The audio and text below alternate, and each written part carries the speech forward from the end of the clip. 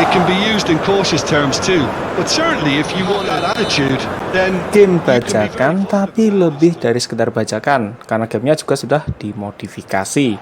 Seperti game Football Live, sebenarnya adalah sebuah hal yang sudah marak terjadi sejak era 90-an. Bahkan di antaranya ada yang merupakan rilisan resmi dari developer game itu sendiri. Nah, apa sajakah game-game tersebut? Selamat datang di Gamer Paruh Waktu. Kita akan ngomongin game retro tiap akhir minggu. Kari. Ya, mari kita mulai ngomongin game bajakan sekaligus modifikasi yang cukup mentereng pada masanya. Dan tentu saja, pada video kali ini cuma sebagian saja, karena kalau ditulis semua videonya akan lama banget, meski nggak sampai 3 periode Pilpres.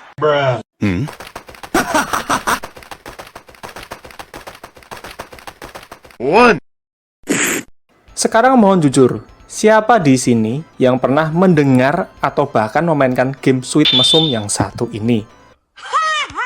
Game yang berjudul Yakyuken Special ini pernah beredar dalam senyap pada era PS1 dulu, dengan harga game yang bisa 4 kali lipat dari harga game bajakan PS1 pada umumnya.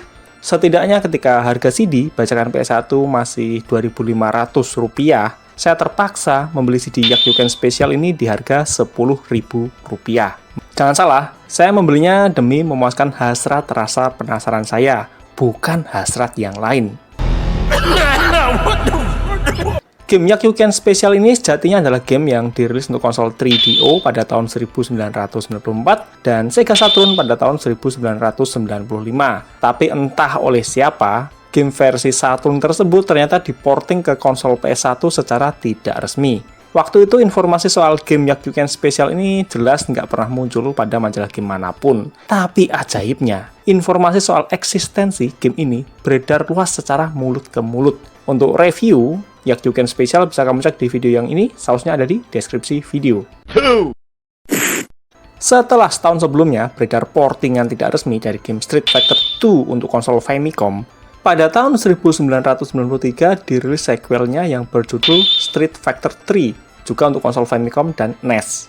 Hal ini adalah sebuah hal yang ngaco dan kelewat lancang, karena sudah melangkai Capcom yang saat itu masih sibuk dengan game Street Fighter 2 mereka. Game Street Fighter 3 versi NES ini tidak diketahui siapa pembuatnya, dan mungkin dibuat juga oleh Hammer Team, itu adalah yang membuat game Street Fighter 2 versi NES setahun sebelumnya. Pada Street Fighter 3 versi NES ini kita akan memiliki 9 pilihan karakter untuk dimainkan, yaitu Ryu, Ken, Blanka, Guile, Chun-Li, Dhalsim, Sagat, Vega Cakar, dan Mas Bison sang jenderal. Oh ya, karena gamepad NES ini cuma memiliki 2 tombol, maka untuk kekuatan pukulan ataupun tendangan ditentukan dari seberapa lama kita menekan tombol pukul atau tendangnya. Karena kita tahu game Street Fighter 2 original menggunakan 3 tombol pukulan dan 3 tombol tendangan. Kualitas game Street Fighter 2 ataupun 3 versi NES ini termasuk bagus untuk standar NES. Dan game ini jadi favorit banyak bocil di rentalan NES di kota saya. Dan sekedar tambahan, Hammer Team juga merilis game Street Fighter 4 di tahun 1993. Nah, ini gimana? Beneran lancang banget bukan? Padahal Capcom sendiri baru merilis game Street Fighter 4 itu di tahun 2008.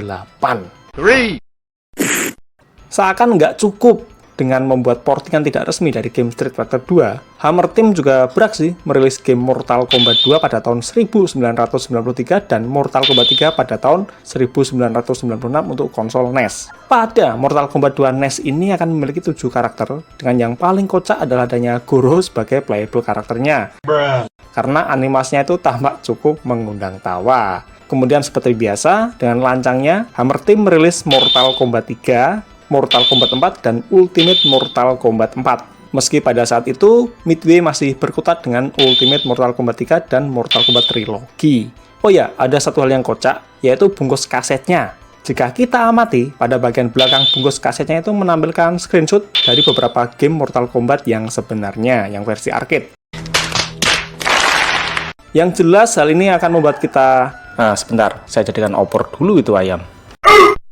Yang jelas hal ini pasti membuat kita tertawa setelah kita memainkan game yang ternyata memiliki visual yang amat sangat jauh berbeda dengan yang ada pada kemasannya.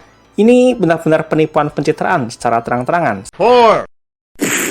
Seolah ingin menjawab rasa penasaran para penggemar game fighting, pada pertengahan tahun 90-an, entah tepatnya kapan, dirilislah game Virtua Fighter 2 vs Tekken 2 yang tentu saja bukan buatan resmi dari Sega dan Namco. Game yang dirilis untuk konsol Sega Mega Drive ini sekilas mirip game Virtua Fighter 2 versi Sega Mega Drive. Tapi jangan salah, yang Virtua Fighter 2 versi Sega Mega Drive itu memang game resmi dari Sega sendiri. Dan secara gameplay, game Virtua Fighter vs Tekken ini menggunakan 3 tombol aksi layaknya game Virtua Fighter, yaitu 1 tombol untuk memukul, 1 tombol untuk menendang, dan 1 tombol untuk menangkis. Kemudian soal mekaniknya terasa sangat kaku dan enggak responsif. Tapi meski demikian, game ini cukup laris di rentalan karena ya game ini jadi satu-satunya game yang mempertemukan karakter Virtua Fighter dengan karakter Tekken, meski secara ngawur. Dan ada satu hal terkocak di game ini, yaitu judul pada tampilan utamanya yang bertuliskan VR Fighter vs Tekken 2. Entah ini typo atau memang disengaja. Nah, menurutmu gimana?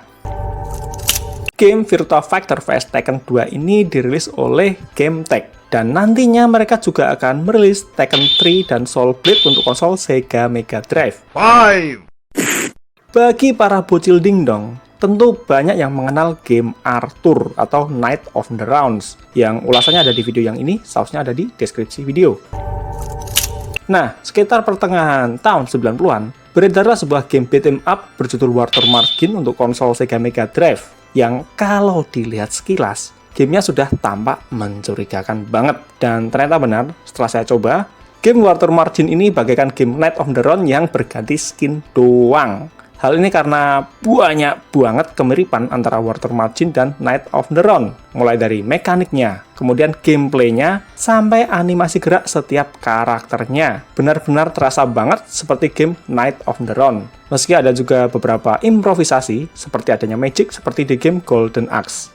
Tapi tetap saja, gamenya terasa keterlaluan mirip dengan game Knight of the Rounds. Dan kocaknya, game Water Margin juga dirilis ulang di Steam pada tahun 2019 yang lalu dengan judul Water Margin: A Tale of Cloud and Wind. Game yang satu ini memang bukan termasuk game bajakan, tapi game modifikasian yang resmi dari Nintendo R&D. Game berjudul Super Mario Bros. 2 untuk konsol NES ini berbeda dengan Super Mario Bros. 2 untuk konsol Famicom. Yang intinya, Super Mario Bros. 2 versi Imiriki dan versi Jepang adalah dua game yang benar-benar berbeda. Hal ini terjadi karena tim Nintendo cabang Imiriki merasa game Super Mario Bros. 2 versi Jepang terlalu sulit bagi audiens di sana. Maka mereka memutuskan memodifikasi game berjudul Yume Kojo Doki Doki Panic dengan mengubah karakternya menjadi karakter-karakter dalam game Super Mario Bros. Dan merilisnya pada tahun 1988.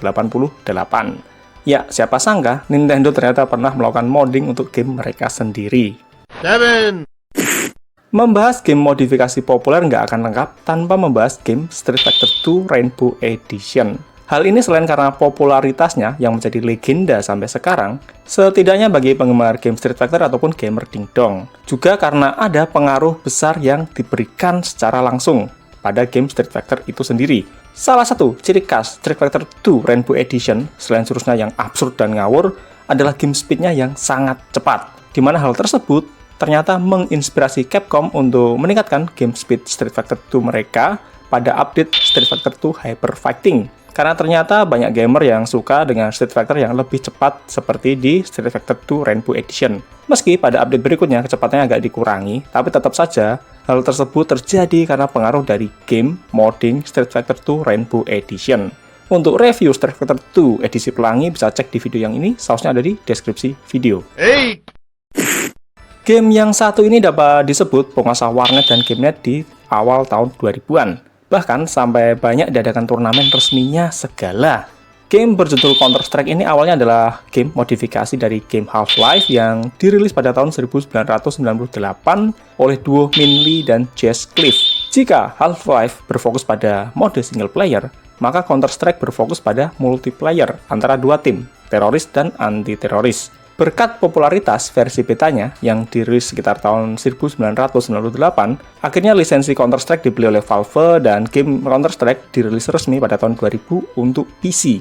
Saya masih ingat banget kalau pergi ke GameNet di Semarang ataupun Jogja, itu suasananya udah kayak perang, karena mayoritas orang yang main game di GameNet itu mainnya Counter-Strike dengan segala sumpah serapah yang sering terdengar.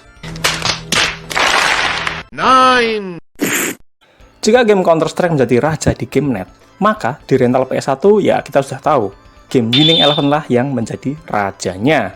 Terutama sejak versi modifikasinya, yaitu Winning Eleven 2000 edisi seri A beredar di Indonesia.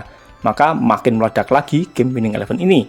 Mengingat kala itu, seri A Italia adalah liga terbaik dan terpopuler di dunia. Meski sekarang Liga Serie A itu seakan seperti Liga Hahaha, tapi setidaknya tetap nggak separah Liga Jerman dan Prancis yang ultra membosankan karena dikuasai satu klub dalam satu dekade. Entah itu belasan klub yang lain ngapain aja di sana. Saking populernya Serie A Italia kala itu, game Winning Eleven 2000 ini sampai dibahas pada majalah High Soccer. Padahal majalah High Soccer itu majalah sepak bola, bukan majalah game. Konon game Winning Eleven 2000 edisi seri A ini adalah hasil modifikasi komunitas modder dari Italia. Dan berkat Winning Eleven 2000 edisi seri A ini, nantinya akan menyusul modifikasian game Winning Eleven yang lainnya, mulai dari edisi seri A di musim terbaru, kemudian ada Liga Inggris sampai Liga Indonesia. Kalau Liga Spanyol belum ada, karena waktu itu nggak populer di Indonesia. Dan tentu saja, saat bermain di rental, ada aturan tak tertulis saat main game Winning Eleven 2000 ini, yaitu dilarang menggunakan one-two dan memasang Roberto Carlos sebagai penyerang. Titik. Ya, itulah game-game bajakan, tapi lebih dari sekedar bajakan, yaitu game modifikasian. Tentu ada pengecualian khusus untuk game Counter-Strike dan Super Mario Bros. 2 yang versi Imiriki, karena memang melibatkan pemilik game resminya. Nah, game manakah yang menjadi favoritmu? Yuk cerita di komentar.